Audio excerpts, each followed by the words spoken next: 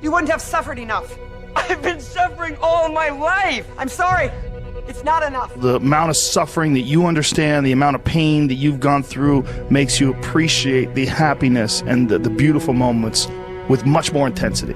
You know what it's like to be poor, and you know what it's like to work hard. And you will want so much for them to like you, and they just won't. And it'll break your heart.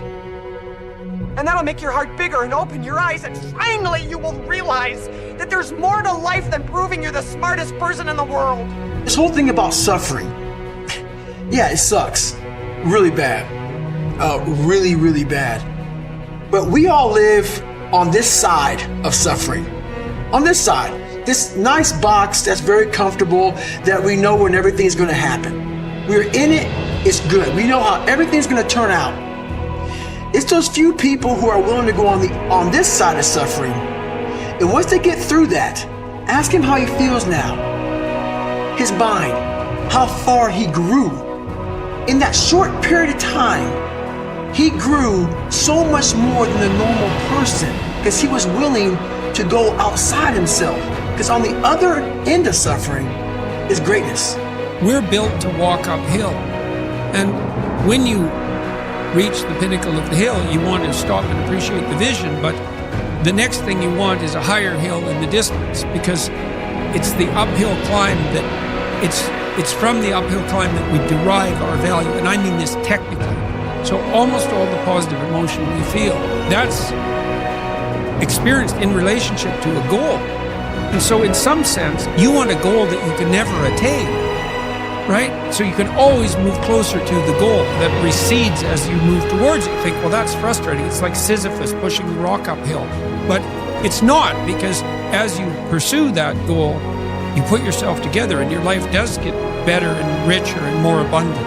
You want them to be above everything you're doing so you can continually move towards something that's more sublime and better. That's what you are. You're here to live, not to sleep. Because you wouldn't have prayed like you pray had you not been hurt. You wouldn't love like you love had you not been hurt, because you know what it's like to hate somebody. So you refuse to go down that path. Feelings has nothing to do with it. This is my dream. This is what I'm going to do. And I'm going to do the things that I don't feel like doing. I'm going to do the things I don't want to do. I'm going to do the things that don't come easy to me, that do not come natural to me. I'm going to get up and do it. You can't live your life on feelings. You cannot let your feelings dictate what you are or are not going to do today. You don't get that fire inside to make it happen out there until you go to the fire in here.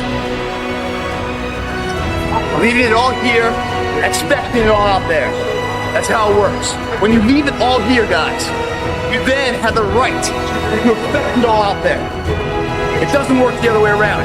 You can't half-ass it here and expect anything but a half-ass life out there. You know, it doesn't get easy, my friend. Running 12 plus miles a day, doing 800 plus push-ups a day, lifting weights every single day, working 2 jobs, working out of my comfort zone at the club. But it's worth it. Because if you think it's about fitness, you're wrong. If you think it's about the money, you're wrong. Because it all goes back to one point. One important point, my friend.